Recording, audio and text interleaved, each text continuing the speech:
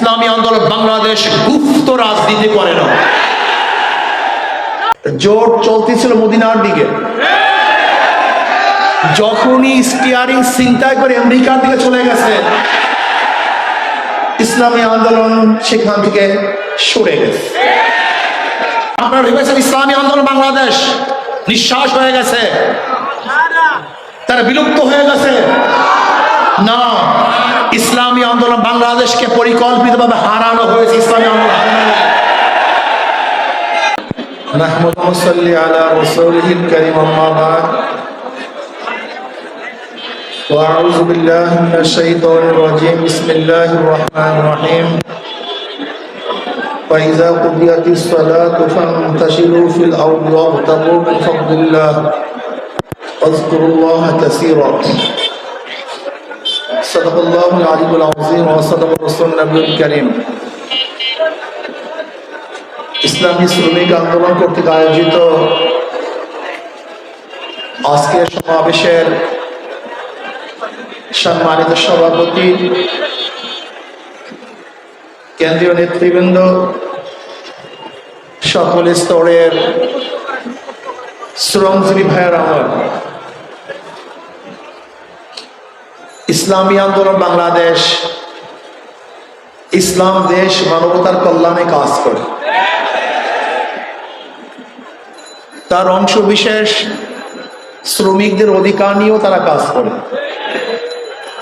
ইসলামী আন্দোলন বাংলাদেশ দীর্ঘদিন পর্যন্ত শ্রমজীবী মানুষের অধিকারকে বাস্তবায়নের জন্য অনেক প্রোগ্রাম দিয়েছে, কর্মসূচি দিয়েছে। ইসলামী শ্রমিক আন্দোলন শ্রমিকদের পাশে আগেও ছিল, বর্তমানেও আছে, ভবিষ্যতেও তারা শ্রমিকদের কল্যাণে কাজ করবে ইনশাআল্লাহ। আমাদের বর্তমান সরকারকে বলবো এবং বিরোধী দলকে বলবো, শ্রমিকদের অধিকারকে অবশ্যই বাস্তবায়ন করতে হবে। সবার জন্য কার্ড দেন, শ্রমিকদের জন্য কার্ডের ব্যবস্থা করেন। ইসলামী আন্দোলন বাংলাদেশ কি চায়?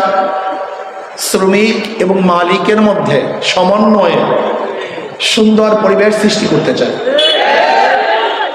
আমরা চাই শ্রমিকরা মালিকদেরকে শ্রম দিবে, আর মালিকরা শ্রমিকদের শ্রমের ন্যায্য অধিকার প্রদান করবে। কিন্তু আমরা কি দেখেছি? শ্রমিকদের রক্ত এবং ঘামের উপরে দাঁড়িয়ে অনেকে ইমারত করেছেন, আর শ্রমিকরা নিষ্পেষিত হয়েছে। এইটা আমরা চাই না। আমি চাই সরকার যেন শ্রমিকদের পূর্ণ অধিকার বাস্তবায়ন করেন। যাই হোক, অনেকদিন পরে আমরা রাজপথে এসেছি, নির্বাচনের পরে। অনেকের একটা প্রশ্ন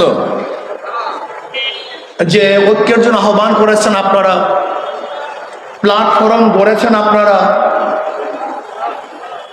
আবার শেষ পর্যন্ত নাইও আপনারা। একটা প্রশ্ন আছে কি নেই?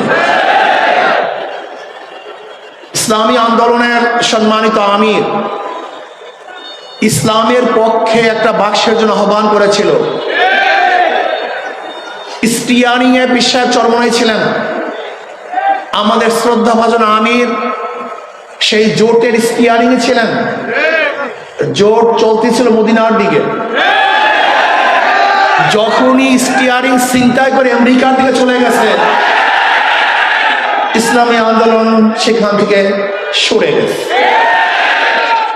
তার মানে ইসলামী আন্দোলন বাংলাদেশ জোটে ছিল ইসলামের জন্য, বের হয়েছে ইসলামের জন্য। ইসলামী আন্দোলন বাংলাদেশ জনগণের সাথে ধোঁকাবাজি করতে পারে না, প্রতারণা করতে পারে না। ইসলামী আন্দোলন বাংলাদেশ গুপ্ত রাজনীতি করে না। ইসলামী আন্দোলন বাংলাদেশ যা মুখে বলে বাস্তবে তাই করে। আমরা সরওয়ার্দী উদ্যানে বক্তৃতা করেছিলাম, যদি মুনাফিকি না করেন তাহলে আগামীতে ইসলাম ক্ষমতায় যাবে। কিন্তু কাদের জন্য, কিসের জন্য? আজকে ইসলাম ক্ষমতায় যায় নাই। হয়তোবা ভেবেছেন যে আমরা গুপ্তভাবে এড়িয়ে যাব, পালিয়ে যাব না। বর্তমানে গুপ্ত থাকার কোন সে নাই, সম্ভাবনা নেই, সব স্পষ্ট হয়ে যাবে।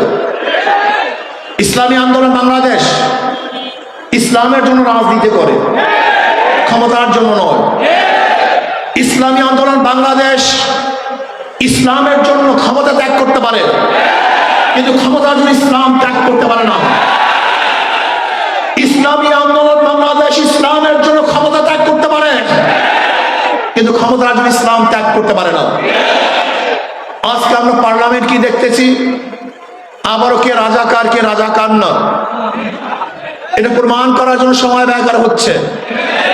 আবার কেউ রাজাকার না, মুক্তিযোদ্ধা হিসাবে, শিশু মুক্তিযোদ্ধা হিসাবে নিজেকে প্রমাণ করার চেষ্টা করছে। এগুলি হাস্যকর, এগুলি ঠিক নয়।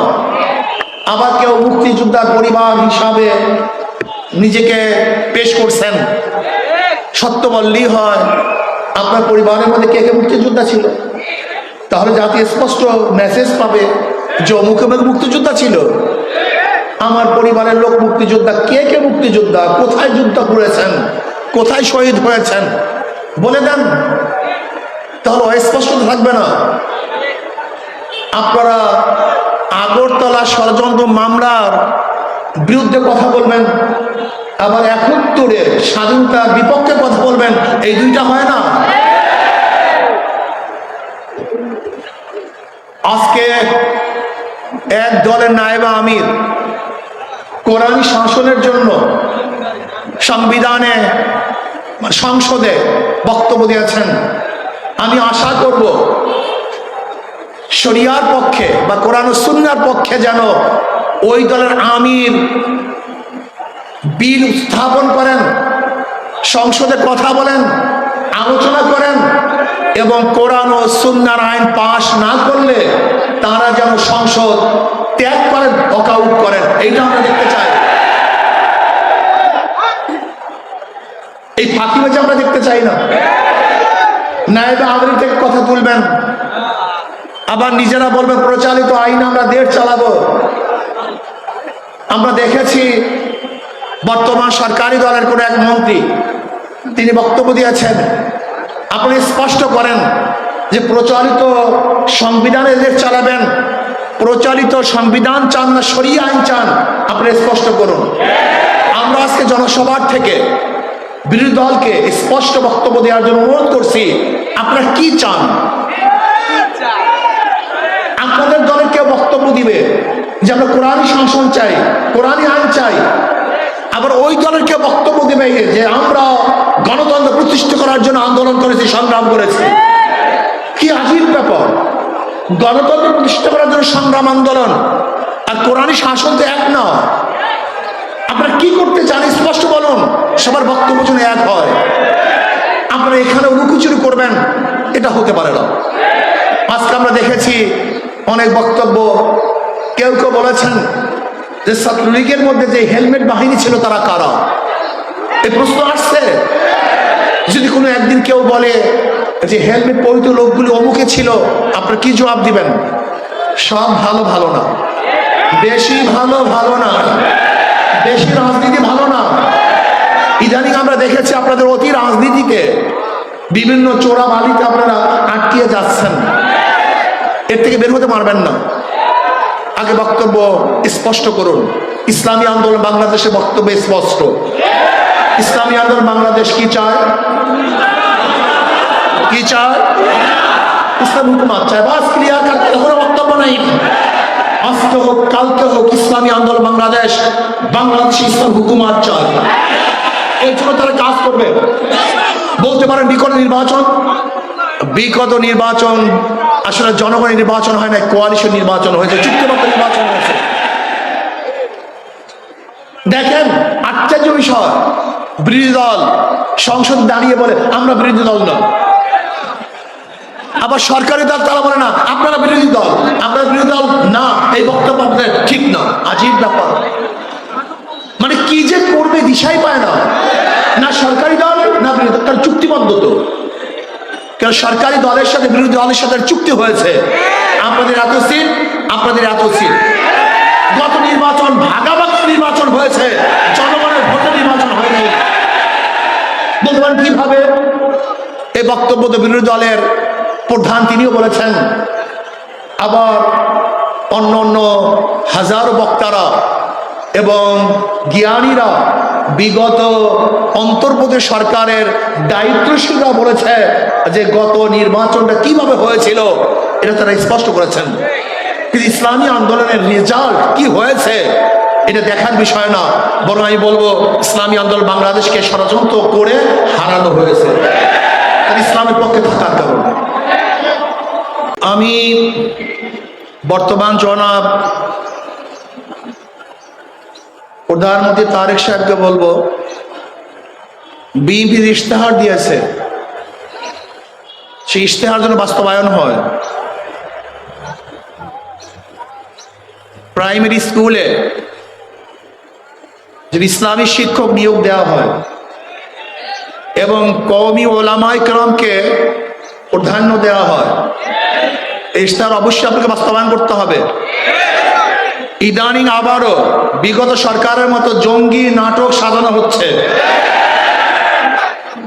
বিগত অন্তর্বর্তী সরকারের সময় কোনো জঙ্গি ছিল না, হঠাৎ জঙ্গি কোথা থেকে এসছে?